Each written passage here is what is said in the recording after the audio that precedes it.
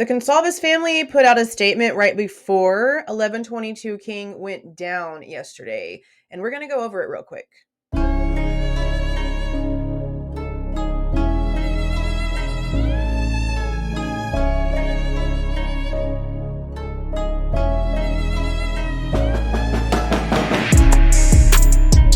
Hey guys, this is Jules with True Crime Reactions.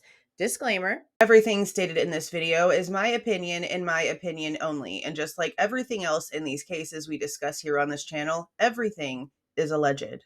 So as you guys know, 1122 King Road has been completely demolished. I'm not going to give you any of my thoughts on the actual demolition itself right now. I actually just recorded a video with all of those thoughts, and I'm going to put it out after this one. I don't know why in the middle of recording that one, I flipped my plan last minute and decided to split these in half. Probably because I talk a lot and I just decided that one was long enough. I think that's usually the reason why I end up splitting subjects anyway. But the Consalveses on the Goncalves family Facebook page put out this pretty long statement right before this happened, like the day before this happened. And I have some thoughts, okay? And I want to read it right here with you. And I'm just going to say right off the bat, I know there's probably, probably 90% of you guys that are watching this have read this yourselves, okay? Why did they misspell Dillon's name? Instead of Dylan, they spelled it Dillon. And it's now 12:29. I am taking a break from work at 2:15, and they still haven't corrected it. It's still misspelled. It's just weird. Okay, so this is the statement itself, and look, this is what I was talking about. Dillon. Okay, I'm just going to go ahead and say this now because we've all kind of lived this entire case. We've gone through all of the things that we've talked about when it comes to all of the crazy stuff. Okay. You guys remember in the beginning there was a rumor going on about Dillon being a trans person. And I came out and I was just like, okay, this is ridiculous. This is absolutely ridiculous. Even if she is a trans person, this other person was out here like just outing her for their own benefit, and it was just like a whole thing. Okay. I already know and actually have already seen conversations on Reddit about this misspelling, okay? And it's people thinking that they're trying to give out information about that situation because this is technically from, just normal living life and knowing things, the male version of spelling that name. Okay, and then we have the other male DNAs that are not being, tested further, and there's a lot of stuff going on. So I don't know why the family has still to this point, again, it's been up here for a long time now, have not clicked those little 3 buttons up there and pressed edit and corrected Dillon's name. But it is what it is. I don't know. Okay, let's just read this. This is our family statement that went out to the media yesterday. The house is set to be demolished today, which you guys know it happened yesterday on the 28th. Please pray for our family as this is an extremely emotional day for us. Okay, so here's the actual statement. Please stop the demolition of the King Road home. The Consalves family has reached out to the Latah County Prosecutor's Office and the University of Idaho to stop this madness. When the victims can't speak, you have to speak for them when you feel someone is hurting the case. Let's just answer the question on why the King Road house should stand for basic evidentiary purposes. What were the vantage points of the roommates, Dillon and Bethany? What could they hear from where they were in the house? What could they see? How far away was Dillon, again misspelled, when she saw BK, Bryan Kohberger, and why didn't he see her? Now, right there, we have never once, not once, seen a statement from Dillon stating that the man or whoever it was with the bushy eyebrows, dressed in dark clothes, black clothes, whatever, that she saw, if she saw, okay, she's never verified, and the police have never verified that she has verified to them either that Bryan is the guy that she saw, that anything about his eyebrows or his face matches the person that she saw that night. That's never, ever, ever been publicly stated. So there's that. Could the surviving roommates hear a dog barking from the 3rd floor? Screams? Can you hear those same sounds from the bottom apartment? Now, we already know that there's no way in hell that at least Dillon did not hear what was going on because it was literally going on right above her freaking head, okay? And in the PCA itself, it tells us that there is a security camera from 50 feet away from the home that picked up sounds at 417. Okay, well, if a dog barking from inside of a home is being picked up on a camera that is 50 feet away from said home, then the person inside that house heard it even louder. Okay. And something else, if you guys haven't watched the stuff that Chronicles of Olivia posted about the house coming down, she mentioned that the house is a lot smaller in person. And I've heard that. I've heard a couple of YouTubers that have gone to the house that it looks a lot smaller whenever you're actually right there, because it looks like a decent sized house and there's 6 people living in it and there's all these bedrooms, okay, and you see constantly all these, hundreds of kids at these parties they had at the house, so it looks fairly big. But Chronicles of Olivia, and again, several others have mentioned that whenever you're there in real life, it's a lot smaller than you think it is. And if that's the case, and so many of us already question why they're trying to act as if at least Dillon didn't hear anything, or both girls didn't hear anything enough to, call 911 until 8 freaking hours later. And if in real life it's a lot smaller, then that means that noises would be heard a lot louder. So that's not any more comforting to the situation. Outside the house. If evidence is presented about BK leaving or watching the house, what windows could he see in from where he was parked? Was he able to view the inside of the house? And what was going on from outside, sitting in a car or walking by? Because the PCA is claiming he was over there like 12 times prior to this. And, in the long run, that's really not a lot. Not whenever the area is pretty close. Even now where we live now, I shop more in the towns around the area that I'm in than I do in the town that I now live in. So that's not really that uncommon. But I understand this too. This is actually a really, really good point, because if they do end up presenting footage of his car actually being in certain places, and they're going to be wanting to question, whose room was he looking at? Okay, well, if he's parked on one side of the house, then he's looking at somebody's. But if he's parked at another area, then his target is a whole completely different person.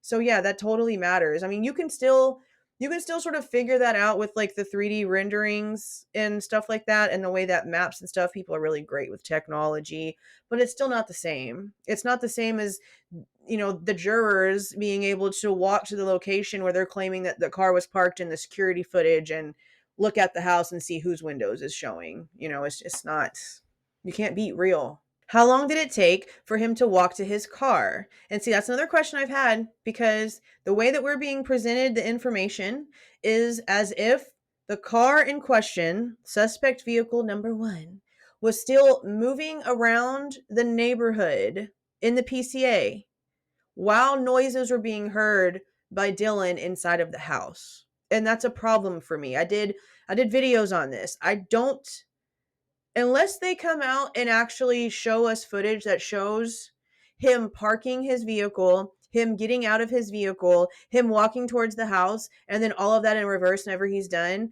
then it's my complete thinking that whatever the vehicle is that suspect number 1 was still driving around when everything was starting to go down. Okay. And then this is the one question that it's bothered me from the beginning, that they could not tell us this before arrest. What points of entry could he have gotten into the house? Several, because college kids, drunk and on all kind of things, were just allowed to walk in and out that house at any time of the day and night. Several. Now, whenever they were investigating still pretty heavily in that house, and before they arrested Bryan, they still could not tell us whether they believed the person came in or out of the front or the back. And we've heard several different things when it comes to which door was actually left open. We originally heard rumors before we ever knew Bryan's name. Okay. We heard rumors that the front door was open early in the morning. It was being reported by neighbors before we ever knew Bryan's name, face, background, anything, that door was open around 9 a.m. So whenever the PCA came out and it states that their phone pings show, or Bryan's phone pings show, that he was over in that area between 9 and 9:30, and that he apparently hung out there for like 10 or 12 minutes. That 9 a.m. matched the neighbor claiming that the front door was wide open. And I've always questioned that, and I doubt I'll ever be able to let that go. And you guys also have to remember, Dillon never once in the PCA, at least, never once in the PCA, does it state she saw this person actually walk out of that back slider. All it states is that the person walked past her in that direction. That's all it says.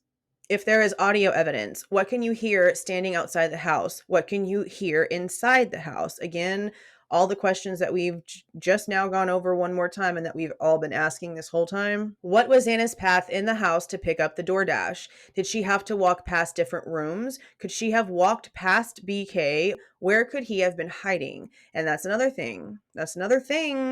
We don't know. And honestly, before we even had a suspect, anything whatsoever, I really wondered if whoever did this was like hiding in the house, because all of the footage that we saw of the parties and whatnot, remember the time that there was body cam released and there's all these kids partying at King Road and not a single one of the people that actually resided there were there. And the door was just being opened and shut by all these people and they were all in everybody's rooms. Literally anybody could have walked into that house at any time, planted cameras, planted microphones, changed lock codes or done something to the locks. Like literally there was no security in this house whatsoever. Nothing that they actually utilized if it was there. Because how are you just gonna, you know what, I'm just gonna leave that part to my damn self. But I'm just saying, anybody could have walked into that house at any time, hidden in any room. I mean, if one of the bottom rooms was actually empty, somebody could have hidden in that bottom room and nobody would have known anything because nobody would have been going in there for anything. I mean, seriously. But if we even backtrack here a little bit, what was Xana's path in the house to pick up the DoorDash? So here we go. Is this the Consolvises verifying that they know for a fact that Xana actually like received the DoorDash order in her physical hands? Like she had the bags of food or box of food or whatever the hell it actually was, that at one point in time she actually had the food in her possession and that she is the one who went to the front door or wherever it was dropped off and got the food? Or is this just them asking the same kind of questions that we're all wondering? Because so far, the only thing that we know about the DoorDash is that the cops have talked to whoever it was. We still don't actually have validation on who it was. There's been all kinds of things that have come out that we've discussed, but nothing has been validated. And then, of course, we have that picture of that Jack-in-the-Box bag that is on, I guess, the kitchen counter that started circulating right after the situation, that was taken by some news team that was taking photos through the windows. Ooh. And it has Xana's name on it, but it looks old and decrepit, and it's sitting next to an old, rusty, dusty, nasty little Starbucks coffee cup, and I just don't think that that's what it was that night. We have no validation whatsoever that Jack in the Box was the food that was delivered. We don't. All we have is a picture that was released from a media station. We have nothing verified by the police at all. But honestly, that's the exact same thing when it comes to that white car at the 7-Eleven that Brian Inton talked about. The police have never once came out and validated that that car matches their timeline or that it matches the one that they're looking for. They never have. Okay, number 5. All the entry and exit points in the home. How could you get in and out without anyone seeing you? Were the deck's potential access points? The decks and landscape features are very close to each other. Okay, now, even though I highly doubt somebody paraglided or parachuted onto that balcony, I've questioned the balcony because there's that ladder outside. And I know that the ladder was up against the house pretty much this entire time, and there was a lot of questions about the ladder. Now, the ladder could have been used for someone to get in and out. Whatever that red stuff was on the ledge, it was leaves. I'm just going to go with what I learned in science class back in like elementary school when it comes to the way that foliage decomposes. Okay, and I'm just going to say that that's leaves and like weathery stuff up there.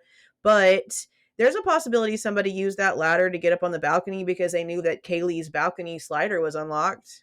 That's a big possibility. I mean, the police doesn't know, so anybody's guess is just as good. Okay, number 6. Any biological evidence. Where was it located in the house? Any proximity to the victims and any trail outside of biological evidence. Okay, you guys, we've talked about this too. We were told in the beginning from news reporters, several news reporters that were standing outside talking to the police, watching the canines outside of the house. No blood trail was picked up. Okay. Something else that we've kind of been told is that whenever the police got there for Xana and Ethan, because that's what we're being told, is that the 911 call was originally made for Xana and Ethan. The cops were not aware of what was upstairs with Maddie and Kaylee until the people there were asked by the police if anyone else lived in the home. And then the scene was discovered. And that tells me that there was nothing that would lead them to believe they needed to follow any sort of trail upstairs to make sure the girls were okay. Now, I still question all of that because of the information that we got whenever Drunk Turkey talked to Christy, which is Kaylee's mom. They were told that Hunter Johnson was called over because they couldn't get Xana's door open and whatnot. And I questioned then, why didn't you go upstairs to get the help of the two full grown-ass women upstairs that could have helped you get Xana's door open? Why did you apparently call an outside source to come over to the house whenever you could have gotten the two adults upstairs to help you? That's always been a question, and that's, again, just based off of what we're being told. Only the truth will come out in trial, and even then, is it going to be the full truth? Who knows? Number 7. And this is a great one. This is a great one because this goes back to the very beginning. We were told the house was the target, right? Okay, well, their number 7 reason, if the house itself was a target. It was the theory. So if the house itself was the target and that's never changed, why was it just destroyed? If it itself was the target, why was it destroyed? They've never changed that from what I can understand because they've never been able to give us motive, reason, target, actual connection to the victims between them and Bryan. Nothing. Yeah. They just literally destroyed what they deemed the target of this entire thing. Why? And I know the university is technically the one who destroyed it, but the actions of the judicial system that's taking precedent here, the ones that are in charge of this are the ones who caused it because they're the ones who released it. That gave them no say on its destruction, and nobody tried to stop it. Not even the Consolvises themselves. Let's take a break for a second because I'm going to show you guys something, okay? So we found out sometime last week that the Consolvises could have filed something, that one of the victims' families could have filed something to put this off a little bit, to put this into a court system to where things were going to have to be scheduled and blah, blah, blah, whatever. Okay, it never happened. They put petitions out. They wanted attention. They wanted the things shared. They wanted all these things signed, and they wanted to boudet about it on TV. Okay. But instead of having their on-call lawyer file something in the court, you know what they were doing? Let me show you what they were doing. This is the page. Okay. This is what I was just reading you guys. Let's just scroll down a bit. Okay. It's 3 days ago talking about Christmas. All right. Also 3 days ago. Okay, get ready, because I got a point. I'm not being a dick. I got a point. We, Steven, will soon be heading to Puerto Rico to discover the beauty of the Caribbean islands, including St. John, St. Thomas, and St. Croix. If any of you reside in these areas and would like to connect, feel free to drop us a message. Yeah, because going on vacation to Puerto Rico is more important than filing to save the house that you claim that you don't want torn down. Pretty sure filing whatever needed to be filed in court to start the process costs less than your vacation. I'm just saying. Like, I'm really not trying to be a jerk. But whenever you come out here to the public and you plead for something that you're claiming that you want for true justice for your child, and then instead of being here to handle the situation, you go off on vacation, how else am I supposed to feel about that?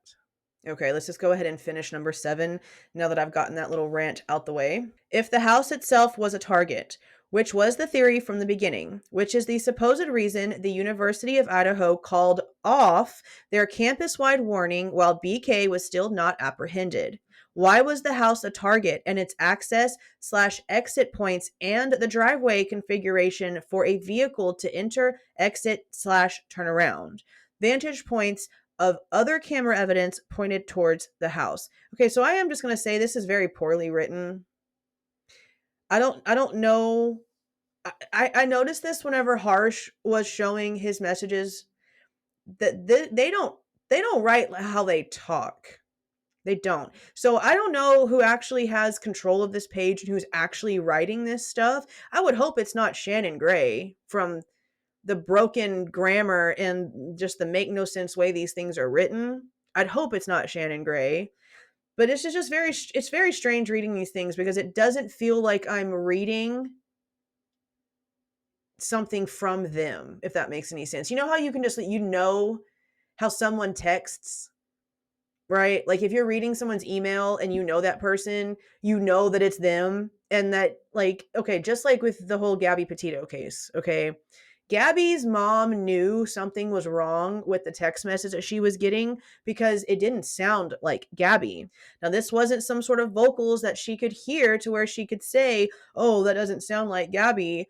The way that things were written, the way the words were put together, the sentence structure did not sound like Gabby. So when we read this stuff and you go back and you look at the messages between Harsh and Steve, it just doesn't sound like the man that we've been watching talk on the TV for the past year. It just doesn't. I don't know. Okay. These are just a few things that the family has thought of, and no one seems to be able to answer about the King Road house. I know. We have the same questions. We have these same questions. The question is, if the home is demolished, will all of these questions be able to be answered later on with diagrams, models, technology, etc. if they become an issue at trial? If not, then leave the home alone. Please get a trial date scheduled. It is with disappointment and frustration that we have to ask for this publicly. The court in this matter has delayed long enough. The hearing for the challenges to the indictment were in October, and the court finally made a ruling in December on those challenges over 45 days later. The court still has not made a ruling on the camera evidence that was presented on December 1st, 2023, regarding the genealogy evidence. It is also now our understanding that the defense has filed a motion for the court to reconsider the court's decision on the indictment challenges or stay the proceedings for appeal, which, yes, we went over that. That's the latest document as of right now when I'm recording this in the middle of the day on Friday, okay? As of now, they like to do document drops, okay, on Fridays, so that might change. They don't like what happened and they want to replay. This challenge will be given another hearing date another 30 days out. This was filed a day after a scheduling order and trial was requested. All of this affects us, the victims' families, and we cannot understand the constant delays. This case has to move forward. We are a year out and the court just made a decision on the indictment. Now the court will have to make another decision to reconsider the decision the court just made, which took the court 45 days to decide. All along, still no trial date. We feel the University of Idaho and the court has put us in a horrible position to have to voice our opinions. We all along just have wanted the King Road home to not be demolished and for us to have a trial date so that we can look forward to justice being served. Well, that's the end of the statement. They have a lot of really good questions and a lot of really, really good points. I mean, honestly, that these are all of the things that we've been trying to figure out and that we've been racking our brains over this entire time since this case started, even before we even knew who Bryan was. There's all of these questions and all of these things that are just out there, just in the ether, and they have nothing to them. And I understand they don't owe the public anything, okay? I know I'm going to get some smart ass comments about that down here. Oh, they don't owe you anything. Oh, you entitled armchair detectives. Shut up. Just shut up, okay? Okay? Okay.